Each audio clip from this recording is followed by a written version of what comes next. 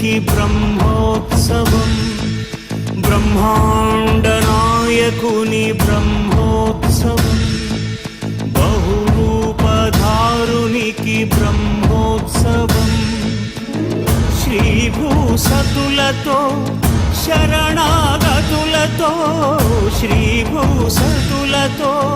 శరణాగతులతో, ఏడు కొండల పైన చక్కగా బ్రహ్మరూపునికి